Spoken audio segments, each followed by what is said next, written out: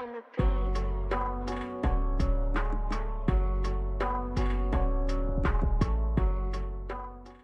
Moin, liebe Leute. Hat sich ja einiges geändert seit dem Umbar-Update und das möchte ich in diesem Video einmal zusammenfassen und ein bisschen erklären. Viel Spaß damit. Also, ich habe mir gedacht, wir besprechen heute mal das neue legendäre Itemsystem.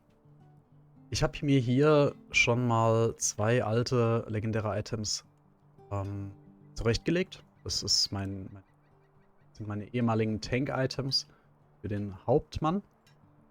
Natürlich, wie immer, könnt ihr, wenn ihr das legendäre Item auf dieses Essenz-Symbol zieht, das entsprechende Fenster öffnen, um dann hier zu hantieren.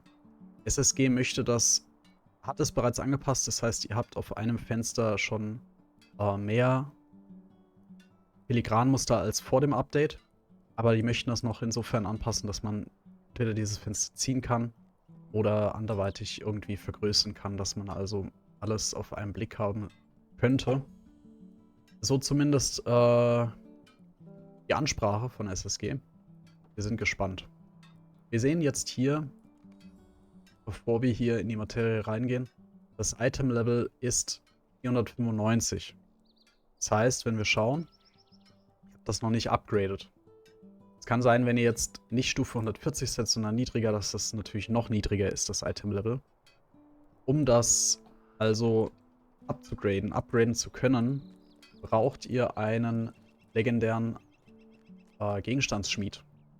Wenn ihr VIP seid, könnt ihr das auch über das VIP-Item, wie ich es eben gemacht habe, vollführen. Wir reiten mal eben geschwind zu dem entsprechenden NPC. Dann zeige ich euch die klassische Variante. So. Genau, vorab kann ich noch sagen, ihr habt auf meinem Kanal ein YouTube-Video, mit dem ihr schauen könnt, wie ihr am schnellsten oder am effizientesten parallel zum Questen leveln könnt. Schaut da gerne vorbei. Es geht nämlich um den Belohnungspfad. Kurz anreißen. Der Belohnungspfad, den bekommt ihr gelevelt, indem ihr Monster tötet oder auch Quest-XP bekommt. Das heißt, ich persönlich bin jetzt schon relativ weit. Der läuft erst 4 Tage. Ich habe halt sehr viel Schwerthallen gemacht, in den Ettenöden gemacht, aber auch im normalen Questgebiet in Umbar gemacht. Dadurch den enorm gepusht. Das ist so primär, würde ich sagen, die Hauptquelle für eure legendären Items. Das heißt, alles, was ihr da rausbekommt, ist super, um Progress, also um voranzukommen, diesen benannten Items. Wenn ihr bei Stufe 100 seid, macht, wenn ihr merkt, euer legendäres Item bedarf noch etwas Ausstattung, ihr habt nicht genug uralte Schriften, macht weiter mit dem Belohnungspfad, indem ihr Missionen macht, indem ihr Schwerthallen lauft, Quests macht. Denn wenn ihr bei 100 seid, bekommt ihr immer eine 101er Kiste. Vergesst nicht, bevor diese 3 Monate rum sind, da reinzuschauen, die alle rauszuziehen. So eine Kiste sieht so aus. Die bekommt ihr ab Stufe 100, die 101er Kisten im Prinzip. Wenn ihr die öffnet, habt ihr gut Glück. Keine uralten Schriften, sondern unter anderem dann auch sowas hier, nämlich blauer Tracery, also eine blaue Filigranmuster für euren Charakter. Jetzt eine Parierwahrscheinlichkeit, die brauche ich nicht. Ich zerlege sie gleich, gibt uns nochmal 60 uralte Schriften. So, wir schmieden unsere legendären Items zuallererst einmal neu. Das kostet etwas Gold, gerade im hohen Bereich. Hier seht ihr 18 Gold von Gundabad auf Umbar-Stufe. Und dann sind die nicht mehr 495, sondern jetzt 515. Ihr seht es hier um Item-Level 515. Somit könnt ihr nun auch diese Muster bis Stufe 515 upgraden. Aber bedenkt, ihr seht hier, diese ganzen Muster sind noch auf Gundabad-Stufe. Das heißt, maximal 499. Wir nehmen jetzt mal ein Beispiel. In der Hoffnung, dass hier beziehungsweise machen wir anders.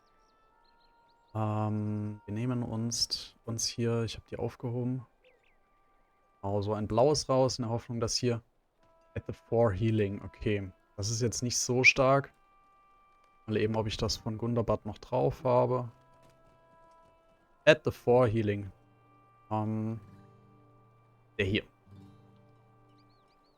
Das ist jetzt, weil ich Stufe 142 bin. Müsst ihr euch vorstellen, ab 141 kriegt ihr die Filigranmuster für die nächsthöhere Stufe. Das heißt für Umbar als Beispiel. Wenn ihr jetzt 131 seid, kriegt ihr die für Gundabad. Wenn ihr 121 seid, die für Minas Morgul. Bei den geringen Itemen oder geringen Leveln wie 95 skaliert das anders. Da habt ihr 95, dann 105, der nächste Schritt ist, beziehungsweise 106 für Mordor, 96 für Rohan. Achtet da ein bisschen drauf, bevor ihr diese Kisten aufmacht und merkt, okay, ihr seid jetzt Stufe 130, macht erst das eine Level auf 131 und öffnet dann erst die Truhen aus dem legendären Belohnungspfad. Wir haben das jetzt gemacht, wir sind 142, haben also eine ein Umbarstufen-Filigranmuster bekommen. Wenn wir das jetzt hier nehmen, seht ihr schon, blinkt's hier. Das heißt, das Spiel markiert mir das gleiche, nur dass also der hier im Prinzip Item Level 485 hat, also von Gundabad kommt. Der hier Item Level 500, also von Umbar kommt. Wenn ich den jetzt hier drauf ziehe, fragt er mich, ob ich das wirklich machen möchte. Das alte wird zerstört. Wollen wir in dem Fall machen. Es gibt nochmal eine Variante, dass ihr über ein Item, ich zeige euch das kurz. Okay, ich habe es jetzt nicht im Lager. Es gibt ein Item, da könnt ihr alle eure Filigranmuster aus dem legendären Item rausziehen. Habt die dann im Inventar und könntet die nochmal zerlegen für uralte Schriften. Ich persönlich mache das nicht. Manche machen das. Ist nicht verkehrt.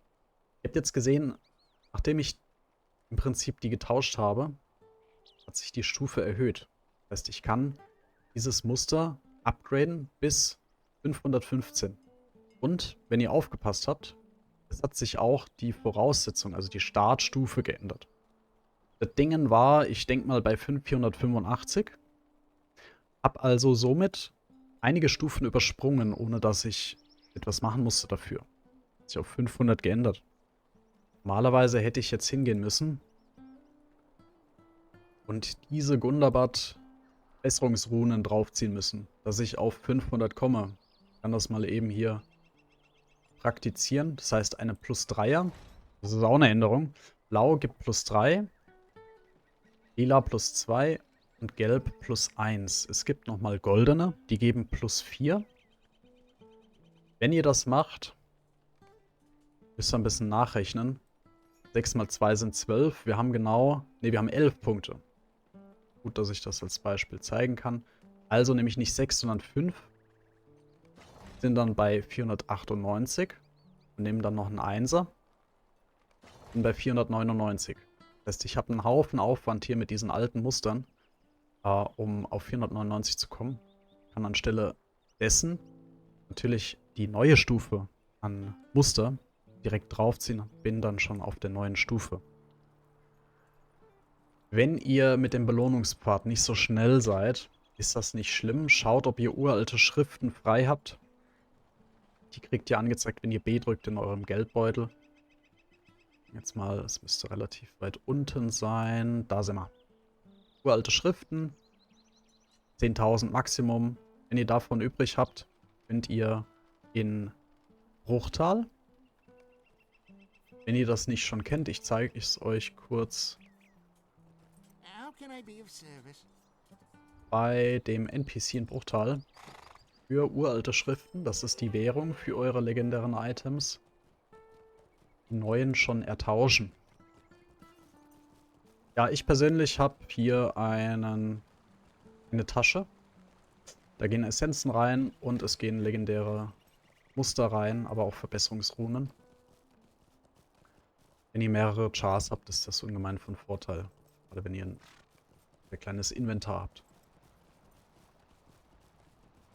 Als Tipp, bei großen Premium-Paketen, Erweiterungen, Premium-Erweiterungen, die relativ teuer sind, habt ihr immer eine große Tasche dabei. Das aber auch im Shop, manchmal im Angebot, diese Taschen. Regulär sind also die großen bei 2400 Lotro Points, die im Angebot sind, zum Teil 40-50% Rabatt drauf. So, wir wollen ins heimelige Haus. Wenn ihr reinkommt, links die Treppe hoch. Nochmal links oben. Dann erste Etage rechts rein, hier die Tür. Seid hier in dem legendären Item Zimmer, nenne ich es mal. Beim NPC kurz vorab könnt ihr für uralte Schriften euch legendäre Waffen und Gegenstände ertauschen. Und hier oben filtern nach Klasse. Ich für meinen Teil der Hauptmann, wo ist er? Captain. Kann dann hier sagen, okay, ich möchte jetzt anstelle von dies und das. Aber könnt auch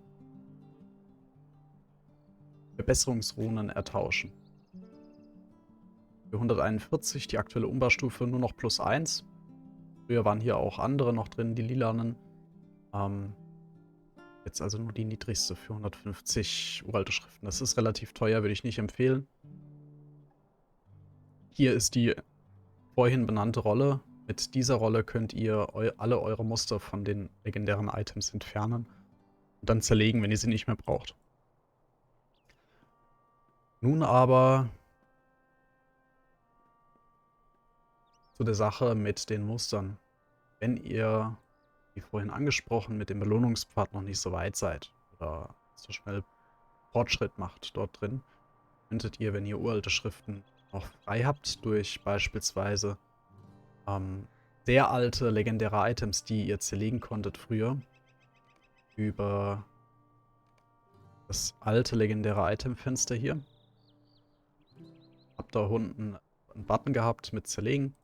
Dadurch habt ihr uralte Schriften bekommen und wenn ihr da übrig habt, könnt ihr in dieser Liste oben beim Filter auf eure entsprechende Stufe gehen. Wenn ihr jetzt Stufe 121 seid, habt ihr hier die ganzen 121er. Wir gehen jetzt auf Umbar-Stufe. Da möchte ich euch das kurz zeigen. Wir suchen unser Muster, das ich eben getauscht habe. Da ist es. Mit the 4 Healing. Das haben wir ja in Blau bekommen aus dem Belohnungspfad, eben aus der Kiste. Bräuchte ich theoretisch ein Filigranmuster in Blau und 600 uralte Schriften. Haben wir uns gespart. Unabhängig vom Belohnungspfad könntet ihr hier die lilane Variante für 300 uralte Schriften schon kaufen. Bedenkt, dass ihr, wir machen das kurz mal an dem Beispiel, in den Weg werfen, der Skill.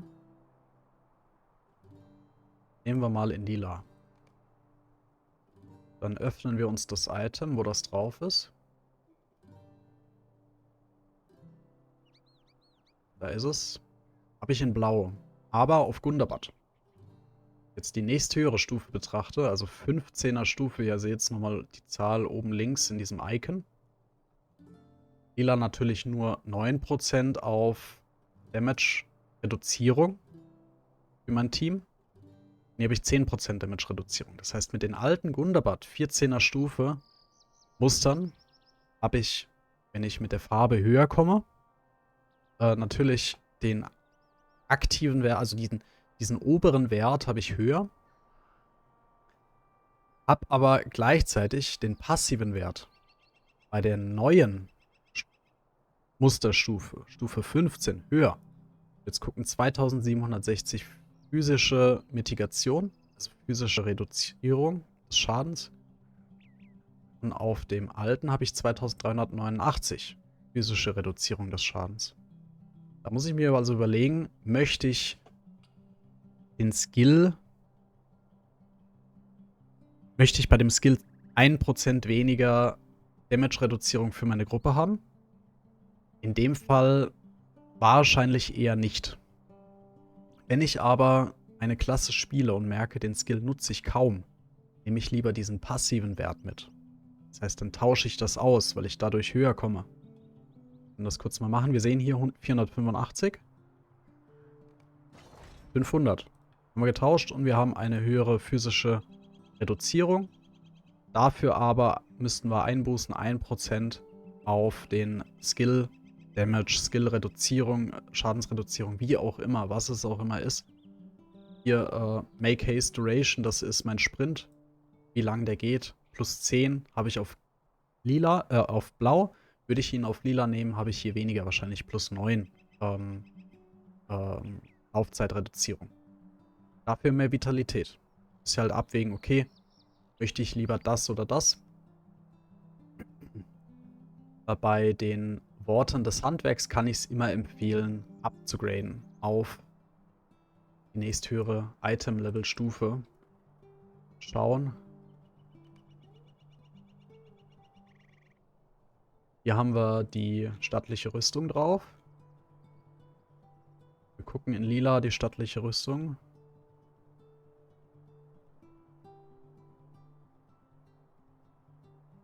Gibt uns 2760 physische Reduzierung.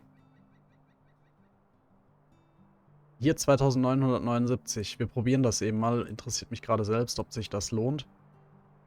Wir haben also die stattliche Rüstung hier auf Gold. Und wenn ich die jetzt tausche, machen wir mal. Wir haben hier den Vergleichswert, bin ich erstmal weniger. Aber wir können ja die Stufe auf 515 erhöhen. Das machen wir mal kurz.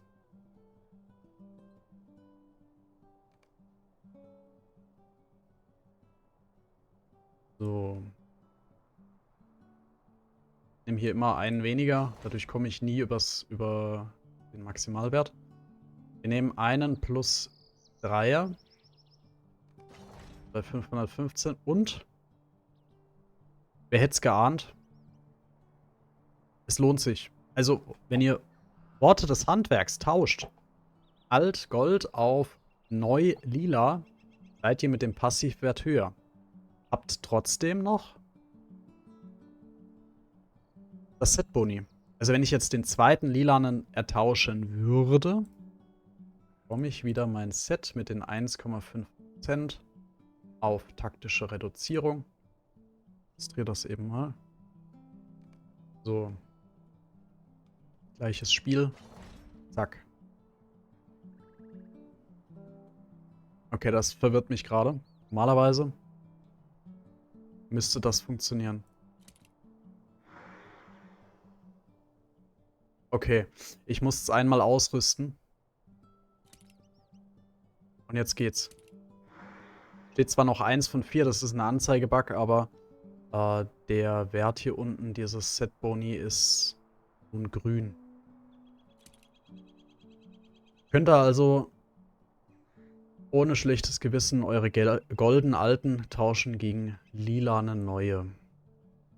Bei den heraldrischen, also bei den Wappen, ist es anders. Da würde ich empfehlen, Gold nicht zu tauschen gegen lila. Da würde ich maximal empfehlen, blau zu tauschen gegen lila. Oder natürlich lila gegen lila. Des Weiteren habt ihr natürlich bei Gundabad diese Set-Boni. Die gehen noch bis 150. Das heißt, die alten Set-Bonis hier mit taktischer Schadensreduzierung würden noch funktionieren auf Stufe 150. Da es aber für Umbar noch keine Set-Boni-Wappen gibt, also mit Set-Bonus, würde ich empfehlen, die alten drauf zu lassen, wenn die Gold sind bei euch. Das war's hierzu. Ich hoffe, ich habe nichts vergessen. Wenn nicht, ergänzt es gerne in den Kommentaren. Dafür wäre ich euch sehr dankbar. Vielen Dank fürs Reinschauen. Ich würde mich sehr freuen, wenn ihr noch ein bisschen Liebe da lasst in Form eines Daumens nach oben oder eines Abos. Teilt gerne das Video, wenn ihr es interessant findet und auch sagt, ich möchte das jetzt meinem Kumpel zeigen, meiner Kumpeline. Ansonsten sieht man sich vielleicht auf Belegaer.